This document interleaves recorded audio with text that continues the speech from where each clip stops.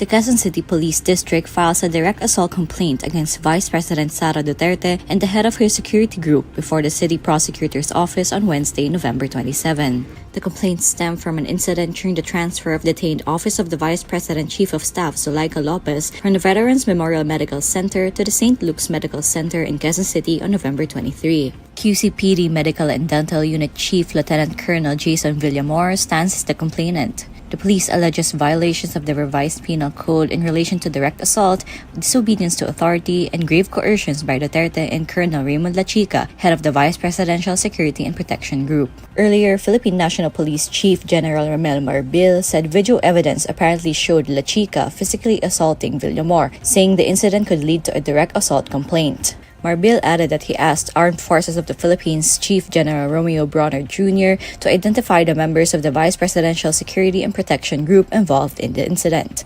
Lopez was hospitalized on Saturday, November 23, after experiencing a panic attack following the House of Representatives' order to move her from the Chamber's custodial facility to a women's prison. Lopez was cited for contempt by the House panel investigating the alleged misuse of funds for the OVP and the Department of Education after lawmakers found her committing undue interference during the committee's 6th hearing. Armed Forces of the Philippines Chief of Staff General Romeo Brawner Jr. is denying reports that he is taking over the security group of Vice President Sara Duterte. In an ambush interview on Wednesday, November 27, Brawner says Duterte's security remains under the Presidential Security Command. Hindi po totoo yun na I will take over the VP It is still under the Presidential Security Command. Kasi nga po, hindi ko po kayang gawin yon dahil marami po tayong iniisip na iba pang mga security issues ng ating bansa. Our country is beset with a lot of security threats, a lot of security challenges.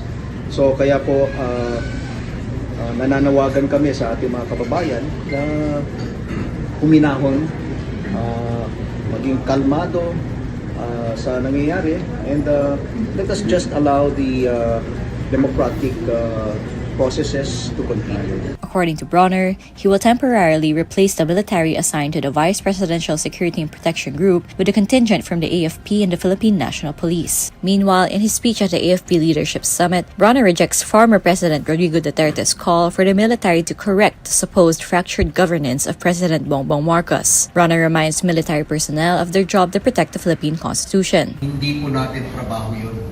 That is not our job.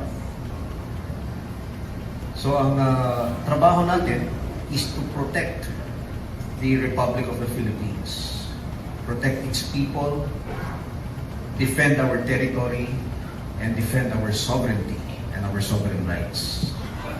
So yung mga nakaraang mga military adventurism ay hindi na po pwedeng yun.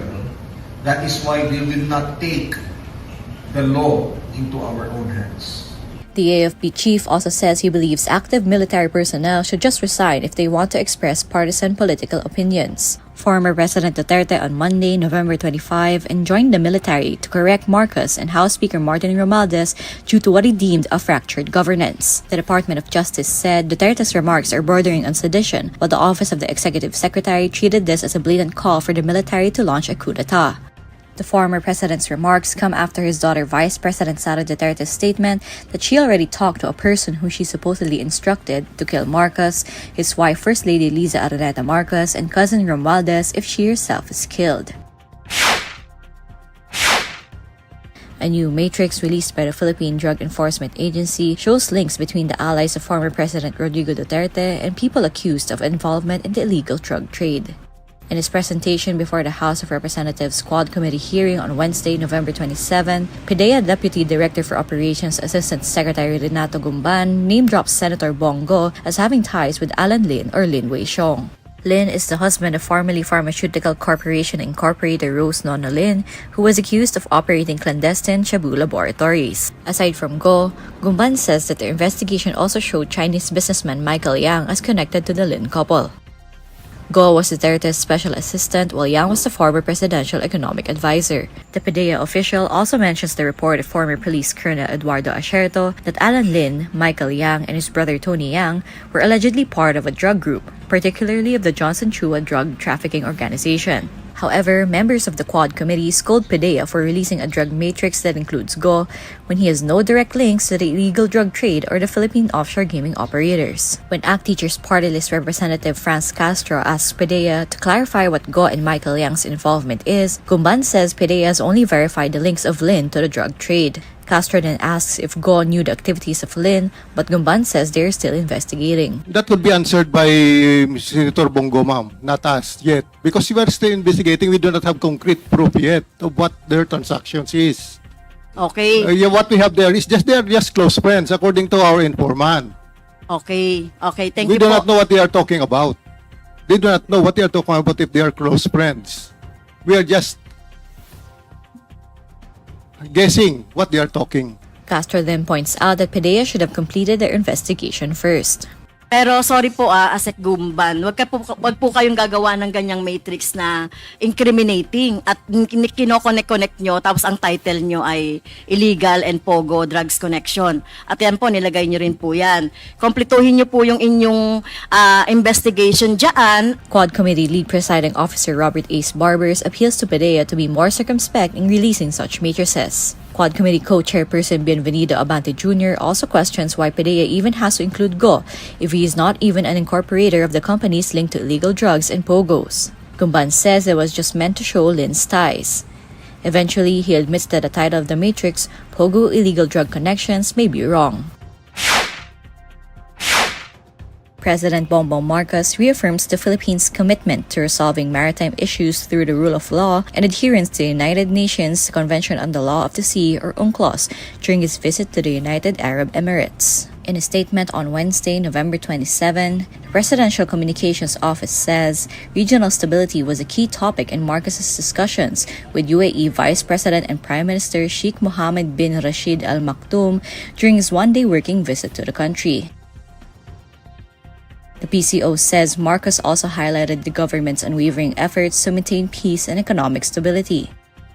According to the PCO, Sheikh Mohammed expressed hope that Marcos's visit would mark the beginning of a new chapter in the bilateral relations between the two countries. He also reiterated the UAE's eagerness to work closely with the Philippines in economic development, innovation, and sustainability. For his part, Marcos thanked the UAE for its acceptance and hospitality towards Filipinos, noting the warm reception fostered a deep personal bond between the two nations. Marcos arrived back in Manila from the UAE around 10 a.m. on Wednesday.